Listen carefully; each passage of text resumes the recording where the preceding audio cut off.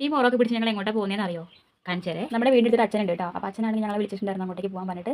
പോകുമ്പോൾ ഒരു കവർ എന്തെങ്കിലും എടുക്കാൻ പറഞ്ഞു. കവർ നോക്കിയപ്പോൾ കവറൊന്നും ഇല്ല. നമ്മൾ ഹരിതകർമ്മസേനയ്ക്ക് പ്ലാസ്റ്റിക്കുകളെല്ലാം കൊടുക്കുന്നുണ്ട്, കവറൊന്നുമില്ല. അപ്പോൾ പിന്നെ ഞങ്ങൾ മോറൊക്കെ എടുത്ത് അങ്ങ് പോയിട്ടോ. ഇതാണ് നമ്മുടെ അച്ഛൻ്റെ വീട് കേട്ടോ. അപ്പോൾ ഞങ്ങൾ പോയി അച്ഛനെ വെച്ചപ്പോഴത്തേക്കും പുറത്തേക്ക് ഇറങ്ങി വന്നു. അപ്പോൾ വയലിൽ അച്ഛനൊക്കെ കപ്പ നട്ടിട്ടുണ്ടായിരുന്നു. അപ്പോൾ അതൊന്ന് രാവിലെ പറിച്ചിട്ടുണ്ട്. അപ്പോൾ കുറച്ച് ഈ പൊടിക്കപ്പകളൊക്കെ ഉണ്ടാവല്ലോ, അതുണ്ട്.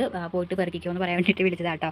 അപ്പോൾ അച്ഛൻ നല്ല കൃഷിക്കാരനൊക്കെ ആയിട്ട് നല്ല പയറും ചീരയും ഒക്കെ ഉണ്ടാക്കും. അപ്പോൾ ഉണ്ടാക്കുന്നത് മാത്രമല്ല നമുക്ക് എല്ലാവർക്കും തരും ചെയ്യും കേട്ടോ. റോഡിലേക്ക് കയറിയപ്പോഴത്തേക്ക് മീൻ വണ്ടി കൂടെ വന്നിട്ടുണ്ടായിരുന്നു. അപ്പോൾ ഞങ്ങൾ കരുതി നമ്മുടെ കപ്പയും മീനും ആക്കാന്ന്. ഇതാണ് വയൽ. അപ്പോൾ വയലിലാണ് കപ്പായിട്ടിരിക്കുന്നത്. അപ്പോൾ അങ്ങോട്ടേക്ക് പോകണം. പോകുന്നതിന് മുൻപ് ചെറിയ റോഡൊക്കെ ഉണ്ട്. അപ്പോൾ അത് കടന്നിട്ട് വേണം പോകാൻ. ഇന്നാണെങ്കിൽ വെള്ളം നല്ല കലക്കാണ് കേട്ടോ.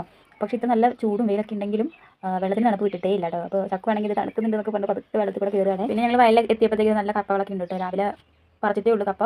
കുറച്ചൊക്കെ വിറ്റു. അപ്പോൾ അതിൻ്റെ ഈ പൊടി കപ്പകളൊക്കെ ഉണ്ടാവില്ല, അതൊക്കെയാണ് നമുക്ക് അത്യാവശ്യം വീട്ടിലേക്ക് പുഴുങ്ങാനൊക്കെ എടുക്കാം.